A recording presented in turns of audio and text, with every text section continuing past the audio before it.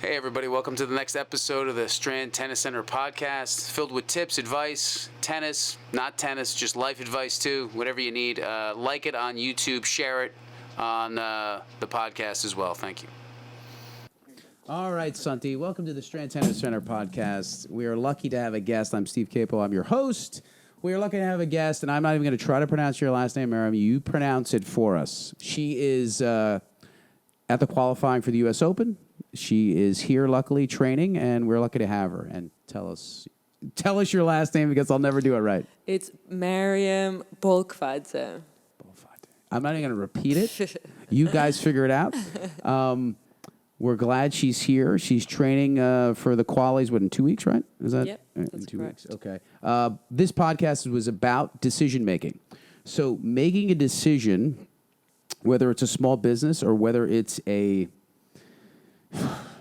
something to do on the court, whether you make a decision, whether you're in a situation where you have to, am I going to come in on this point? Am I going to stay back? All of those things are difficult. And I was reading, and if you're having trouble making a decision, Santi, I was reading this, is very, very interesting. If you can't make a decision, you'll find this interesting, I hope. Flip a coin, and when you flip the coin, as it flips, you'll decide what your decision is before it lands, because you'll know whether you want heads or tails.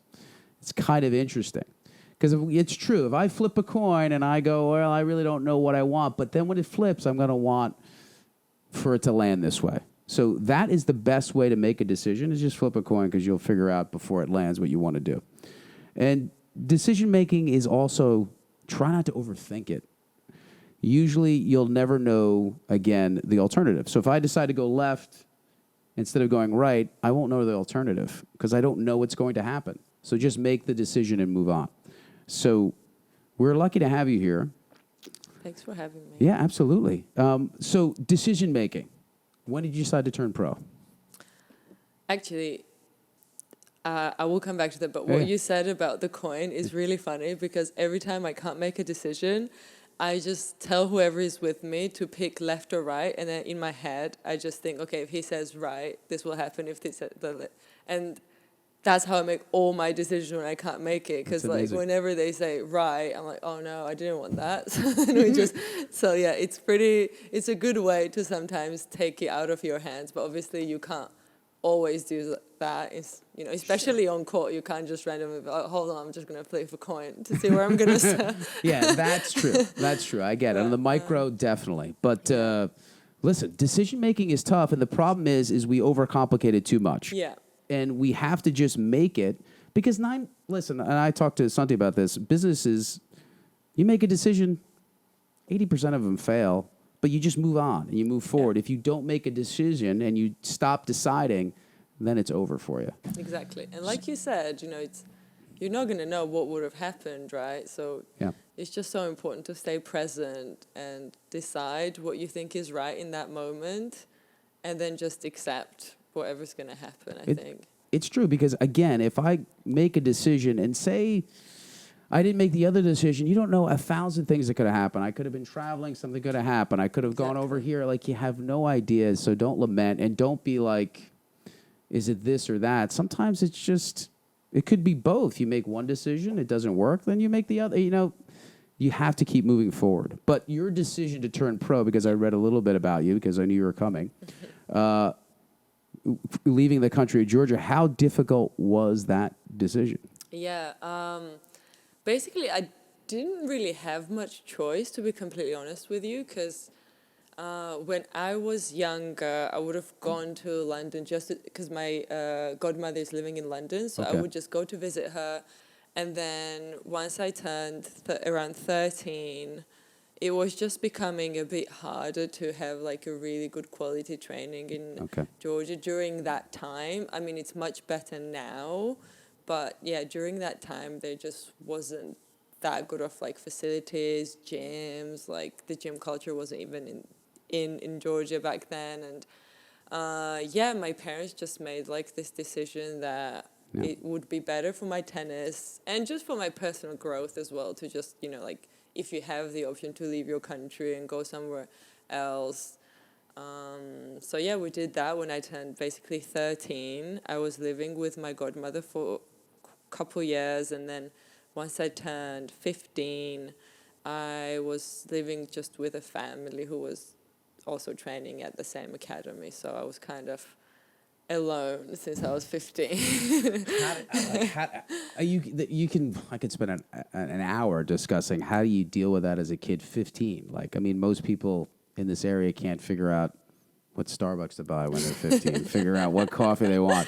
How do you deal with, how much did you get to see your parents at that time between 13 and 15? And Well, 13 and 15 wasn't that hard because I was actually with my godmother and I would go back to Georgia quite often.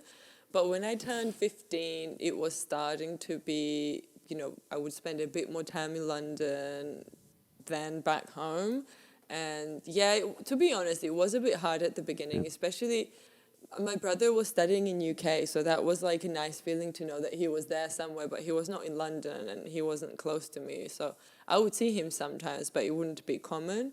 But yeah, it was tough. But when you're that young, I don't think you actually like think about things as deep as we're thinking about it now. It's true. So I was just going with it without really thinking about it. Just every day going to training.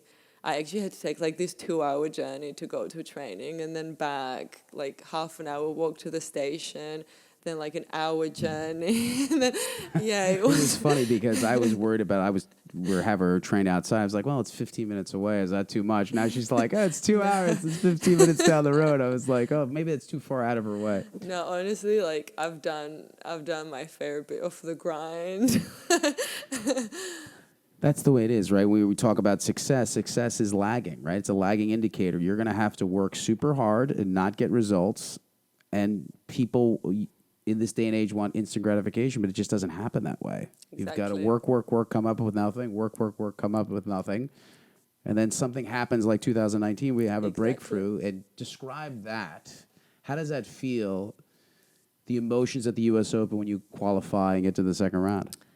Yeah, well, the whole thing was kind of crazy because that was the first year of me actually playing almost the full schedule because I was getting injured all the time and I was having a bit of a hard time. So I played like a almost full schedule and I got into the first Wimbledon that year and I lost my first round. And I was just so down on myself because I played like a couple WTAs before that and I was telling my coach that, I don't feel like I belong here, and I was just really down on myself, and then he was just so supportive. He said that you do belong there. You didn't get there by getting a wild card or by getting lucky. You won tournaments. Your ranking is good enough, and you do belong to be there. So then I took a little break and then went to play a bit more tournaments, and then came to US Open. And I was actually still injured when I came to US Open, and I was like, oh God, I really have to play because it's a lot of money and I really want to compete. So I just went on court with zero expectations. And I actually played the first seed in qualies, Heather Watson. And, it wasn't the great draw. She won I think she won Vancouver the week before. So she was in good form. Yeah. And I actually played really well and won in 2 sets. And then I was like, this is great. And I was really enjoying myself. I came alone. I didn't bring my coach. I was all alone. I barely had any strings, so then I had to I was staying just in this random hotel, not the official hotel, trying to save money, and then all like you said, it just randomly all comes together, and I was just enjoying myself so much without thinking about what's gonna happen tomorrow or what would have happened, just enjoying myself every single match. And yeah, the second round of qualifying was the hardest because I think I was 5-3 down in the third or something, and then came back. And then the third round was a bit of a roller coaster. And then, when I qualified, I was just like, what? Yeah. When you qualify, it's 3 rounds of qualies, if everybody doesn't know. And then, winning 3 rounds of qualies is just huge in itself. And then you're already tired, but you're just so pumped up. And you're just and then you're thinking about, all these points I'm getting, I can then I get into these events. You're thinking about everything for the year. Then you're like, wow, that you describe it because it's that feeling of winning the third round of qualies. Yeah. Honestly, I was just so shocked. I didn't even know how many points. I wasn't even thinking about points that much. I was just like, this is so much money. It was like, That's great. That's great. That's great. yeah, it's literally like a life-changing amount in a way because, like you said, then you can plan the whole year Correct. without worrying about like what flights to get and like, oh, I can't go to China because the flights are too expensive. And then you just takes it all away and then you can just plan the schedule according to your needs rather than what you can afford to do.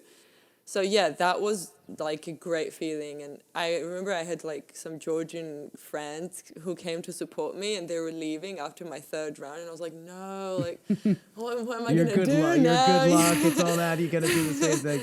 And then they were like, it's okay, like, you got this. So when they left, I honestly thought that I would lose the first round because I'm a bit superstitious.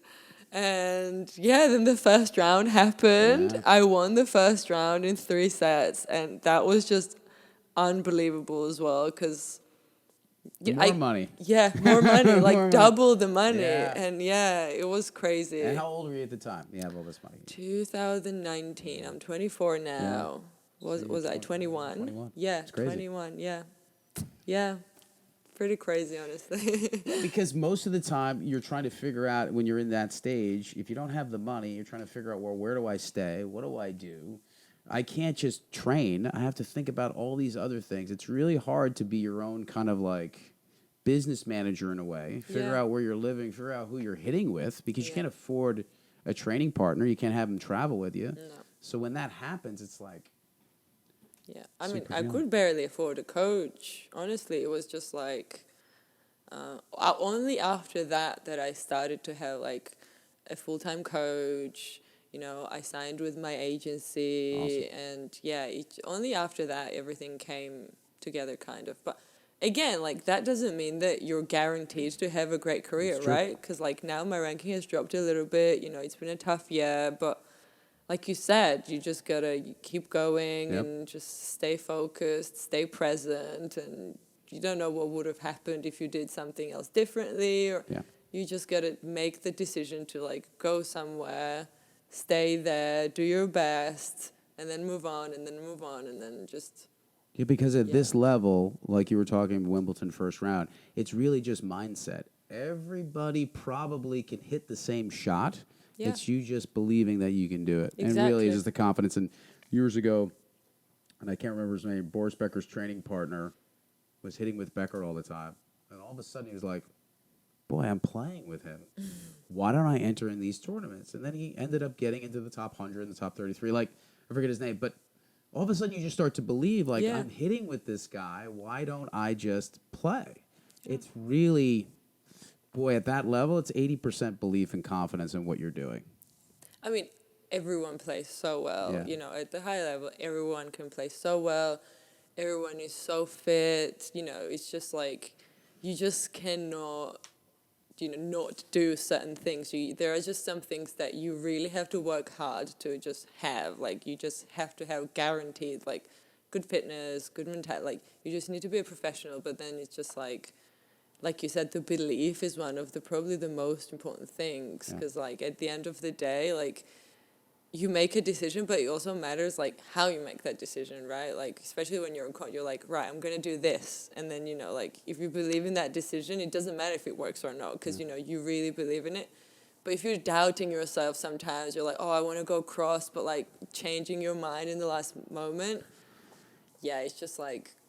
The shot is a bit different. It's like tiny bit different, and it's just not good enough. You just gotta go for it. I tell everybody on court, make a better mistake. Yes. Make a clear mistake. Yes. There's nothing worse than making a cloudy decision.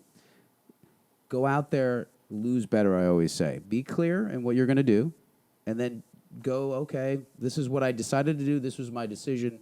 Instead of going out there hoping and going, I hope this works, maybe this will work, and you're not confident, make a better mistake. Exactly. And then you have clarity. And then you finish the match going, all right, this is what I tried to do.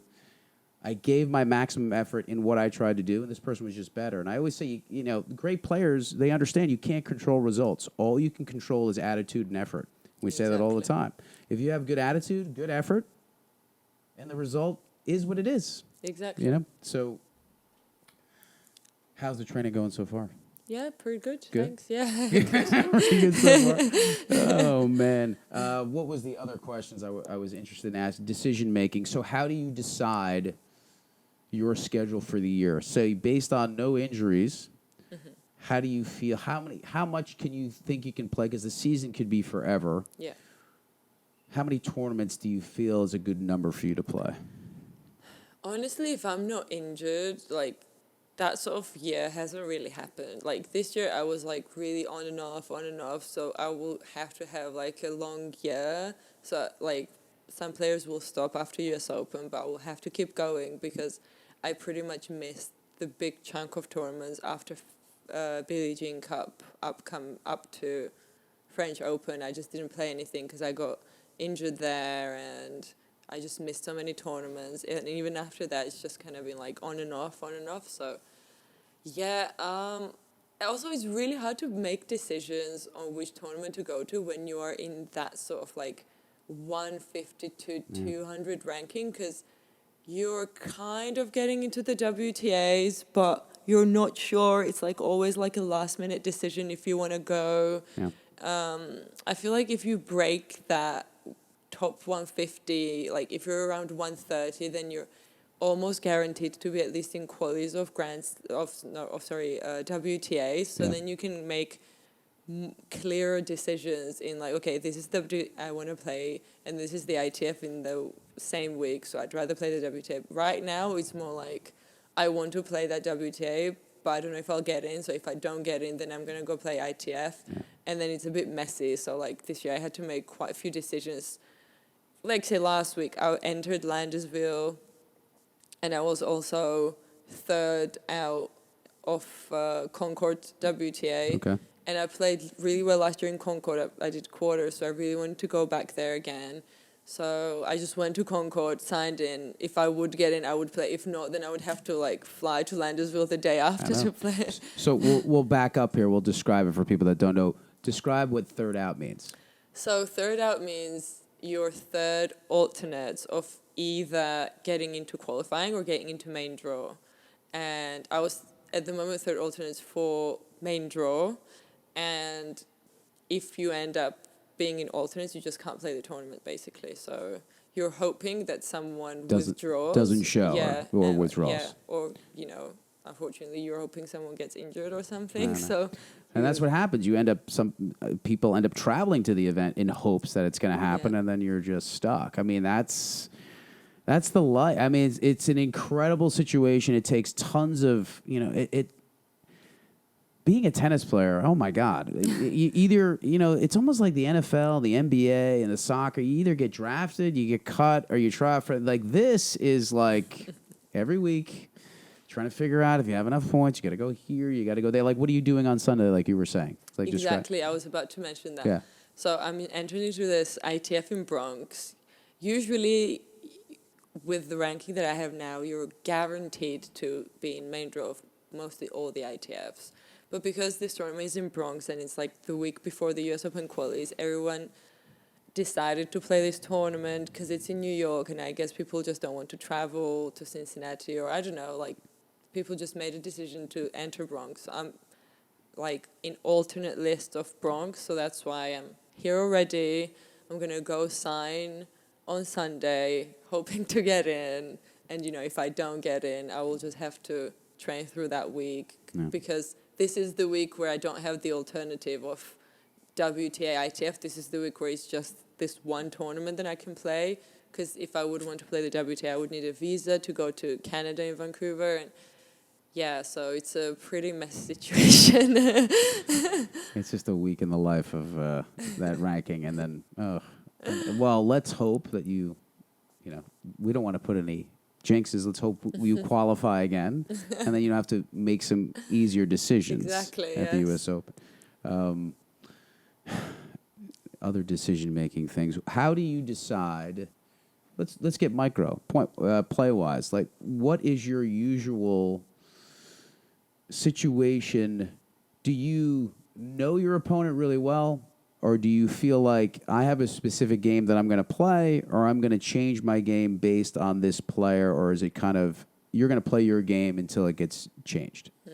That's a great question because it's kind of like, I think it depends on the player. Some players are just like, this is my game and I want you to fit your game around it, basically. And some players are a bit more flexible with what they can do and they can kind of like pick and choose. I'm kind of in the middle of that because I do like to pick on people's weaknesses and then just, keep going there sometimes. But then there's a fine balance of doing that and losing your game style. And then, do you know what I mean? Like, so I like to be pretty aggressive on court. So sometimes it can happen that, if I realize that someone has this weakness, then I might just overdo just going to that one spot. And I think it's good up to a certain point, and then you just need to realize that that's not working anymore, and then just either go back to your game or just change something. But it really depends on like the sort of player you are. Some players just don't even look at who they're playing. They just go on court and to play their games. I think I'm more of like in the middle. Like I like it when my coach looks at the player, tells me the plan, tells me like, okay, her weakness is per se like defending on her forehand, so try to get her out on her backhand first and then go to her forehand or something. It's never as easy as just like, oh, she's got terrible backhand. It's never that easy anymore, I wish. It's not that simple. There's not that Yeah. weakness. Most people attack the strength, so it opens up the weakness. You go after the forehand, so it opens up the backhand. You were talking about plans. I was training her. It was funny. We were training a girl, and she was because we were hitting. She was beating me because she's obviously better. We're just coaching. And then she changed her game. I said, why? She goes, I need to win every way. I said, if you're winning one way, just stick with it until someone forces you to change it. Exactly. Yeah. But we're up on time, right, Santi? He's got work to do. We're always got work to do. But this is great. I could talk another 20 minutes, and we could learn a lot from a hard worker. Remember, everybody, success is a lagging indicator. And if you believe in what you're doing, just keep doing it. Keep doing it. I'm not telling you to go for a sunset, don't go for a sunset east.